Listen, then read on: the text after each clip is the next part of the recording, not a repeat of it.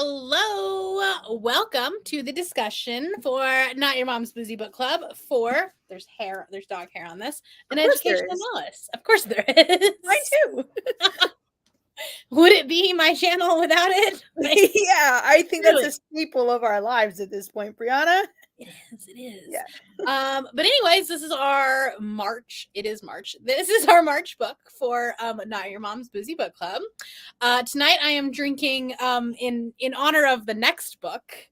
Right. I'm drinking a Hawaiian beer tonight. Mostly because I got home and I was like, I forgot alcohol. So fair. In honor of it's what I like to drink, and it kind of matches the cover. I'm drinking a Strongbow. Love that. You know, it's not. It kind of does. Yeah. It does. Was that the intent? No. But it does. It's a vibe. Like, I feel like if you were at a school in Connecticut, you'd probably be drinking that. Mm-hmm. Oh, yeah. And no matter where I am, I'm drinking a cider. It's true. But it does feel very, autumnal and dark academian. Yes. Yeah, for sure. I am not. I just found something in my fridge. Well, whatever works.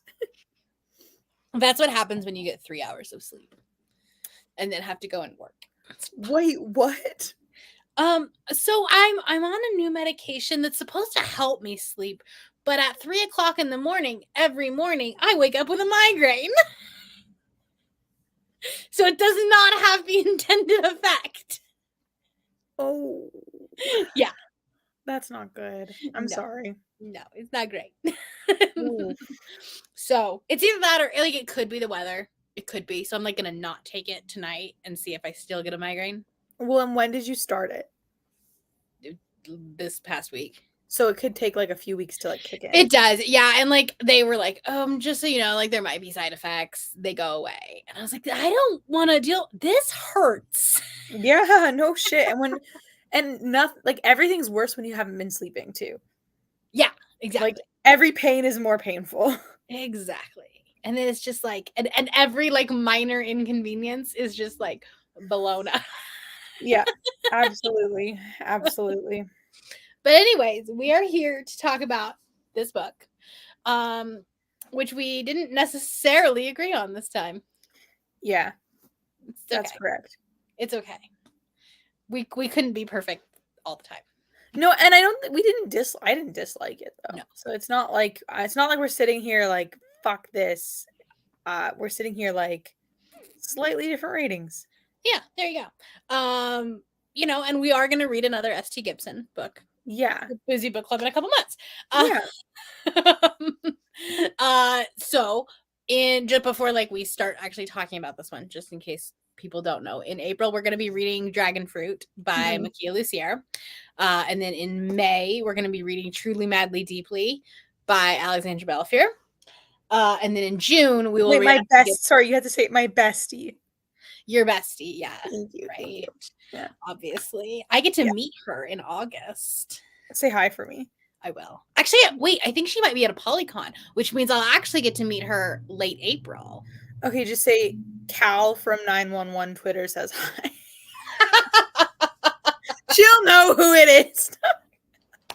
He likes a lot of my tweets. I love this.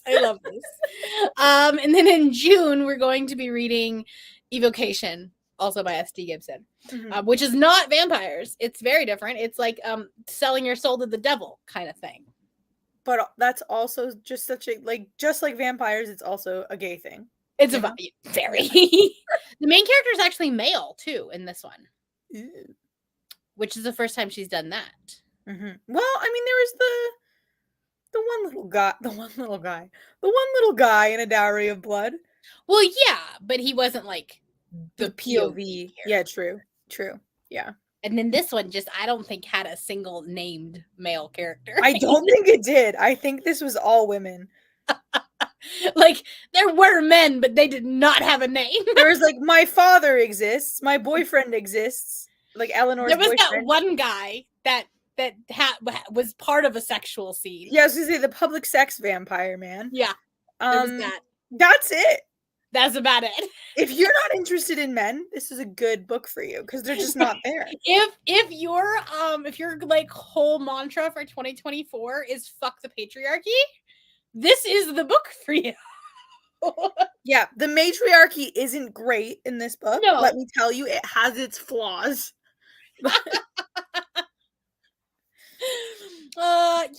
That's fine. That's fine. But Okay. we support women's wrongs. We do support women's wrongs. Sometimes you gotta do, it's fine. It's fine. It's fine. Anyways, tell me what you rated it. Okay, so I was landing like, back in the day when I cared about stuff, I would have been like 3.75 stars. I just rounded it up to a 4 because I enjoyed my experience, but I do believe that the ending was deeply flawed. I will agree with that. Yeah. I, however, am giving it 5 stars. Yeah. Like I could probably be talked down to a 4.5, but I am weighting my reads differently this year. Okay. And enjoy. So like, because I used to have like 5 different things, and like, so enjoyment was only 20%, but I double weighted enjoyment this year, and I'm getting higher ratings. I am also getting lower ratings on certain things. I have less like 3 to 3.5 star reads. Okay. So like, yeah, you're less neutral about stuff. Right. Because like when enjoyment is only worth 20% of a book, then like I could be like, oh, that's 5 stars, but like, okay, the plot struggled, right? So then it like balances out to like high 3 or whatever. And so then that's what it is. But then when you're like, no, but this is a vibe. And that's the thing is like, I can't discredit the vibe and how beautiful the prose was. And that like if I let me pull up my like actual rating for this book. So the writing style and the enjoyment got a 5, and then like characters got a 4.5, and then world building and plot got a 4. The plot itself, I would hesitate to give a 4, but that's fair. Yeah. I think like, I don't know, like I loved the plot twist in it. Yeah, it was good. You know what, too? And I'm glad that when you and I were like, we don't know what Carmilla is, like, I went up and read what it is after. I was like, what the fuck is this? And this was a very interesting look at the original story. So I appreciate that, too. That's true. I actually haven't read the original. So it's not Dracula lore. It actually predates Dracula. Okay. And it's like an old European like anti-lesbian horror novel where like the whole idea is this lesbian vampire Carmilla preying on Laura, this like sweet innocent teenage girl. Okay. And so this was like no. Actually no. So okay. Mm-hmm. That's right. I think I remember hearing something about that, like that it's actually like this is like the original, like that's the original vampire, and that it was written by a woman, if I remember correctly. I forget. Let me look up. But that like Bram Stoker always gets the like credit for having the original vampire. Yes. Sheridan Le Fanu, no, a male. Oh, okay. Also Irish though, like Bram Stoker. Yeah. The Irish are really into vampires. Which I get. Good for them. The character is a prototypical example of the lesbian vampire expressing romantic desires towards the protagonist.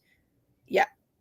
I am very much like, I don't know, like if I'm just like in my vampire era right now or something, but like I like the twist on vampires that are like that it's happening in publishing recently.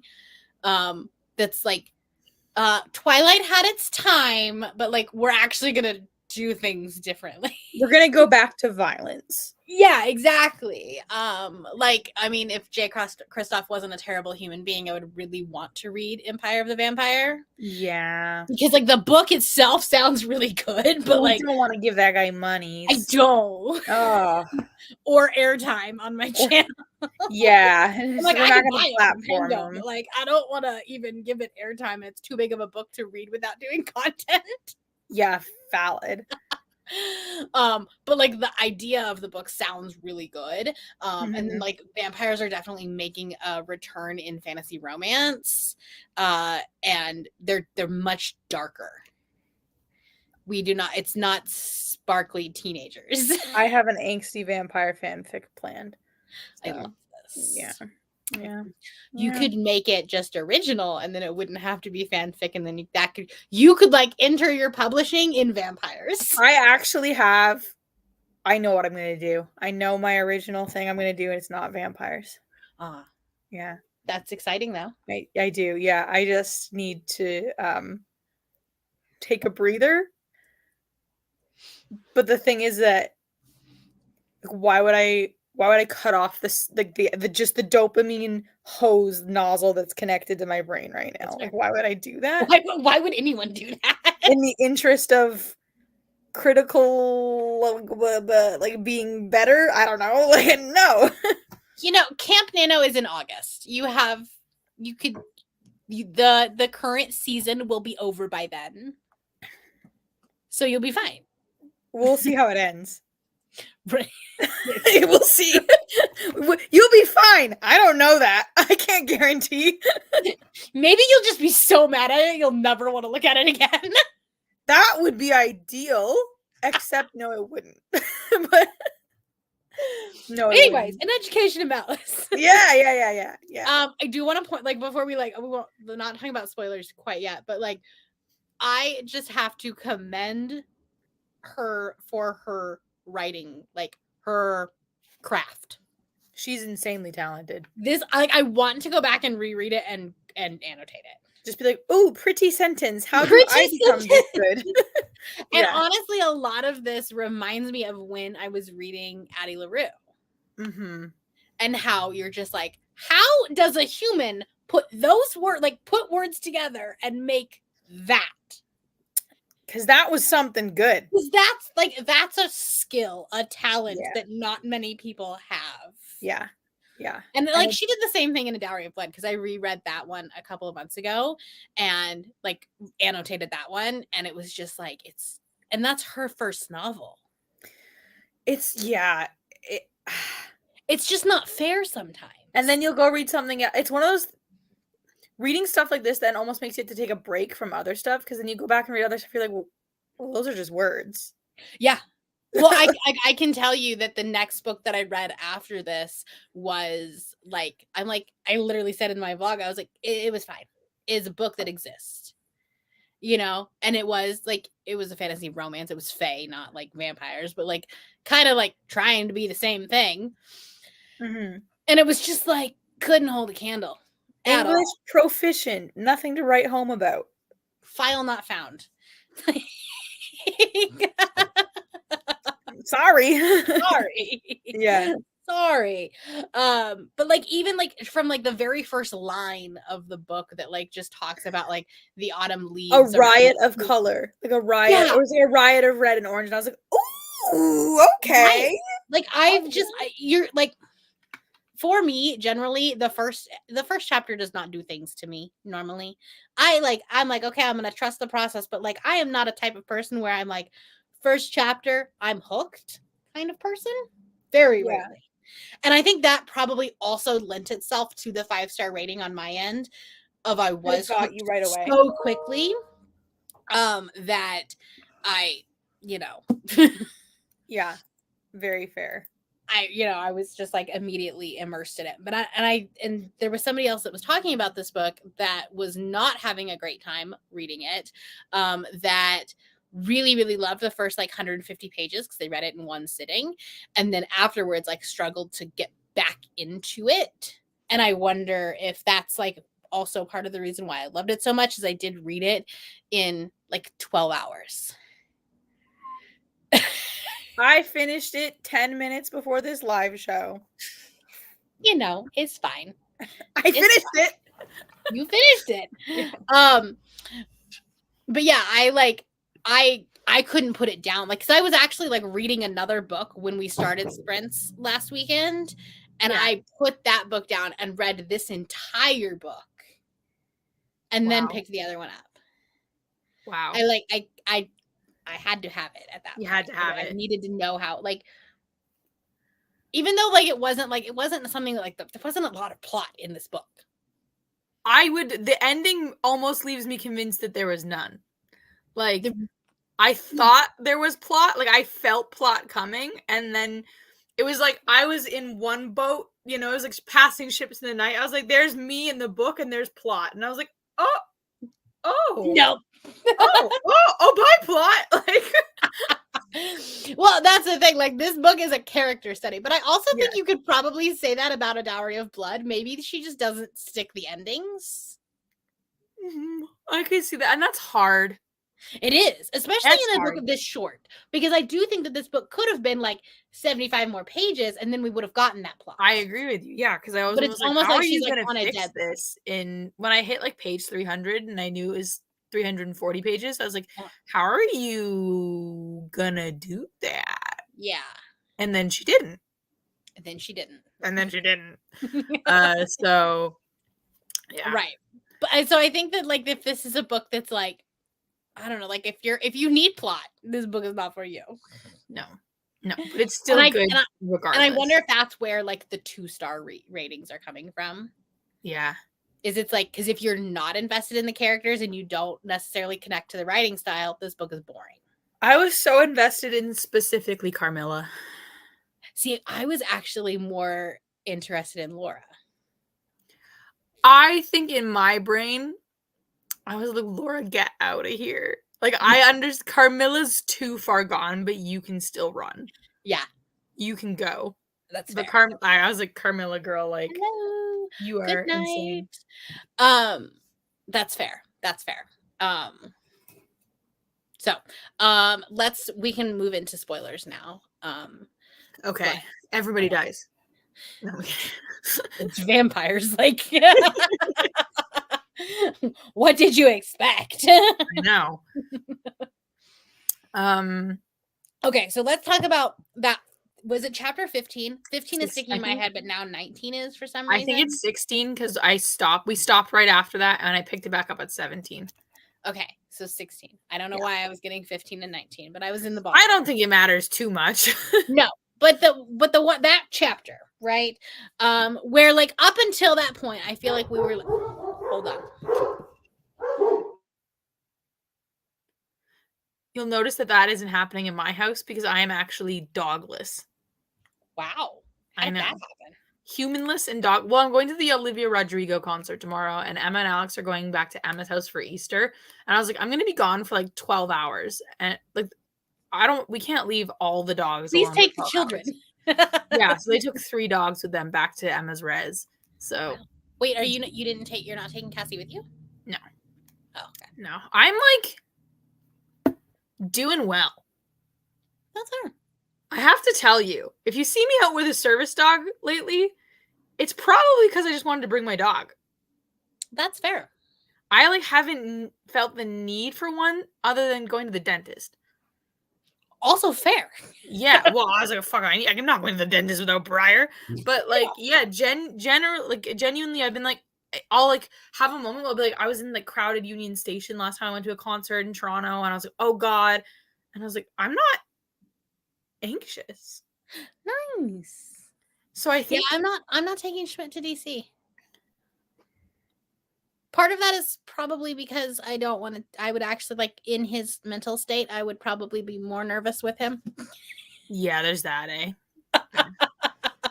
No, Cassie would be fine at Olivia Rodrigo. I just don't feel the need to create any extra work for myself.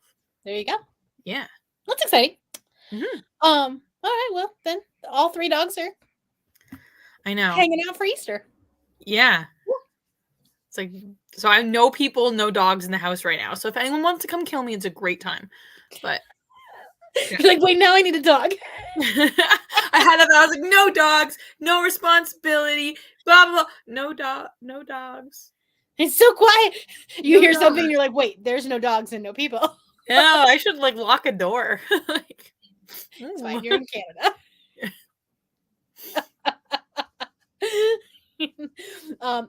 No, someone must have walked by. That's why our dogs are doing that. Yeah. It's like one dog moves and then they're like, oh my god, the world is ending. Yeah. I don't remember what I was saying. Chapter 16.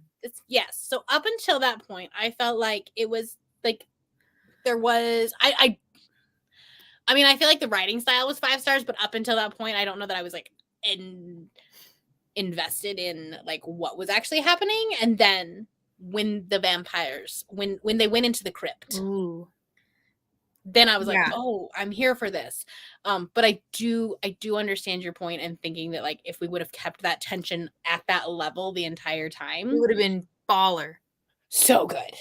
I think too, because there's a clear antagonist in the story. 100%. Evelyn.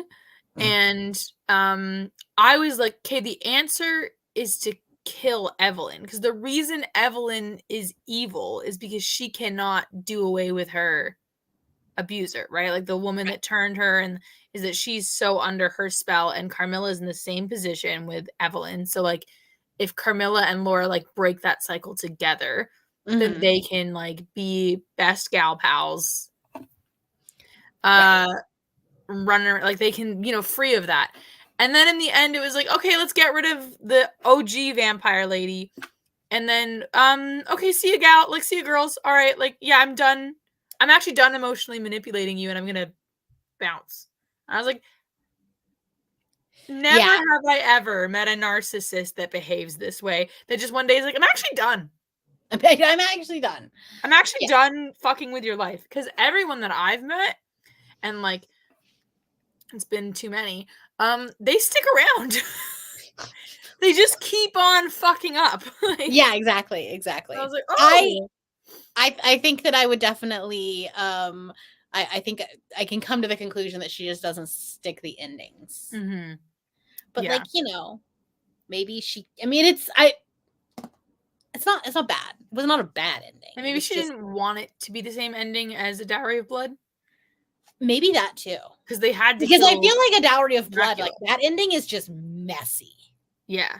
That is just like burn it all down. Yeah. Any relationship that you're invested in this novel, yeah, forget it. But that one, like the answer, they did have to kill him. Right. This one, I would have liked it if they killed her. Right. But like, I think, I mean, I like the idea of like it not being like they did not end it in any romantic way.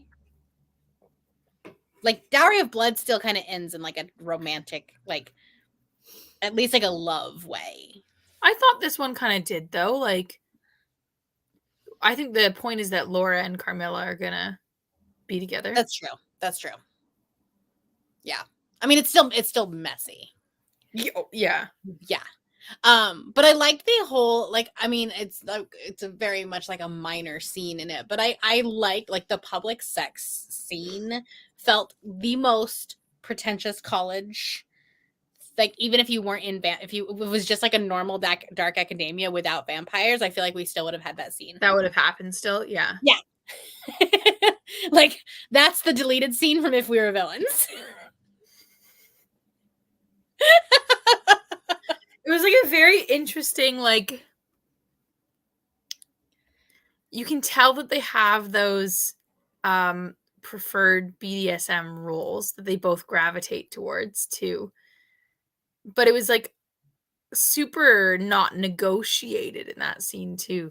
It was just like, well, never mind. It was interesting because, like, I mean, like, I've read a lot of dark romance where it's been like where you can still see like the consent is still like on the front page. You know what I mean? And this one wasn't, because it's not supposed to be romantic. Mm-hmm. It was very much a control thing. They're like obsessed with each other. Yeah. And so it wasn't like we didn't get, it was very, very dubious consent. Yeah. Yeah. Yeah. But then they still kind of do end up like together. A little codependent. Yeah. Again, though, I think that's the vibe of dark academia and vampires. Codependency. Yeah. Okay. Name one dark academia book that does not have a codependent relationship. You can't. No. You can't do it. You just simply can't.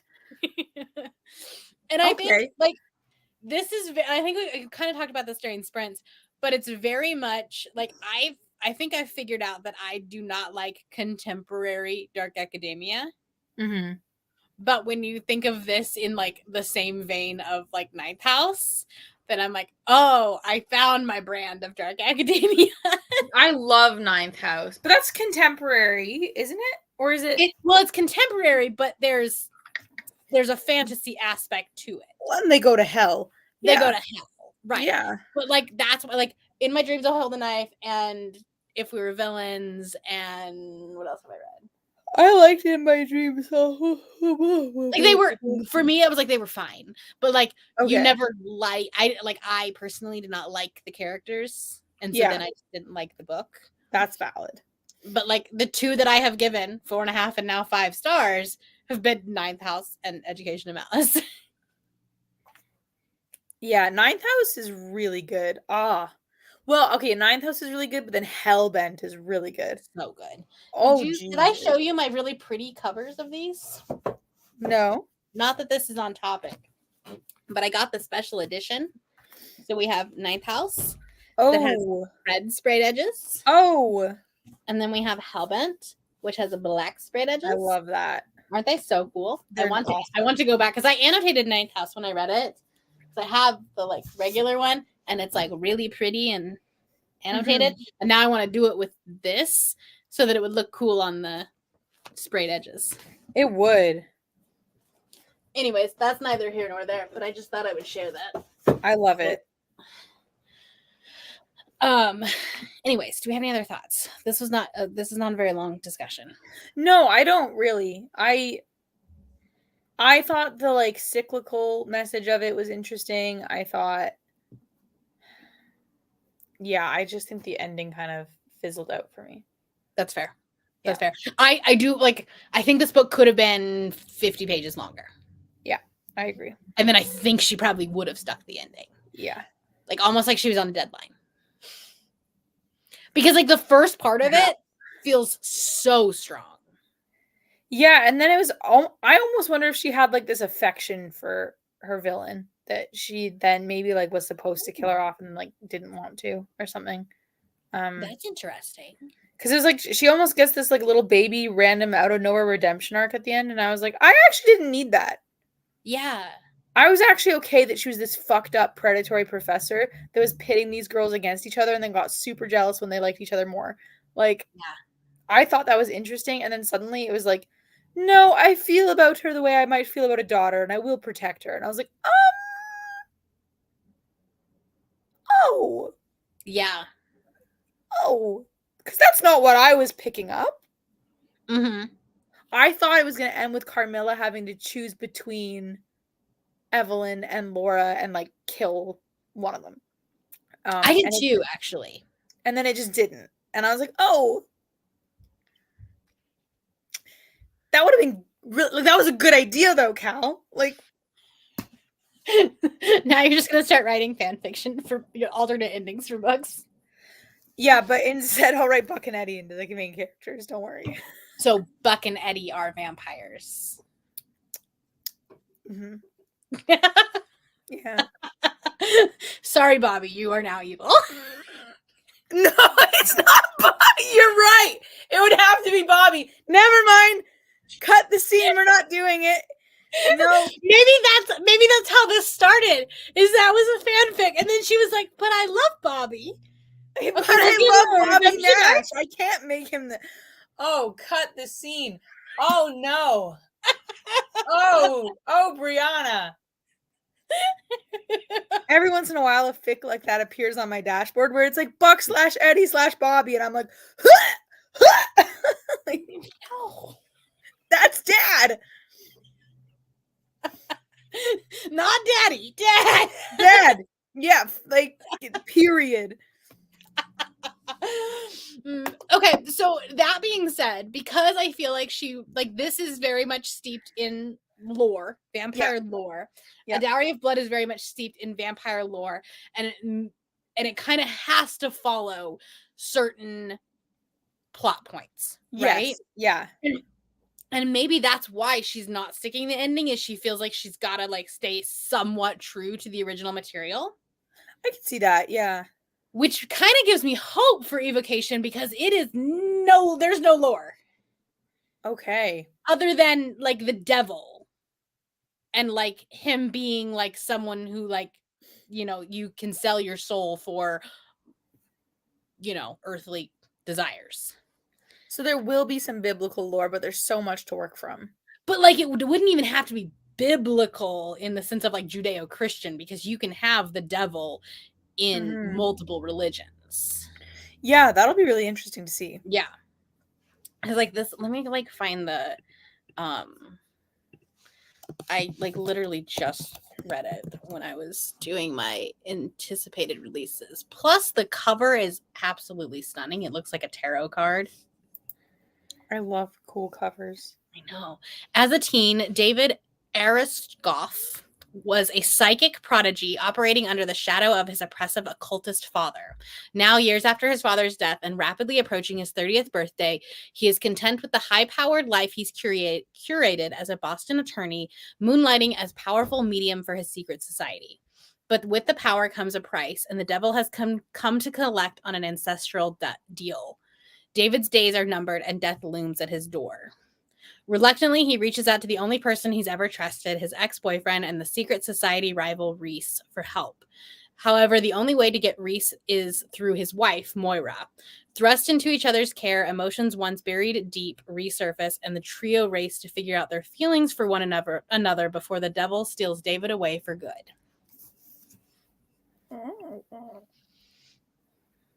And so it'll end up Polly, because she hasn't not written a Polly book yet. She always gotta. Yeah, I love that about her. Right? That's one of my favorite things. That's the thing. Like, she like, and maybe it's like that you have the like rainbow tinted, you as in me, I have the rainbow tinted glasses on of like being like, but is gay. Yeah. Because like fair. I was trying to convince Brittany to read it, and I was like, but hear me out, it's gay. Do you really need any other information than lesbian vampires doing lesbian things and there's not a man in sight? Right. Exactly.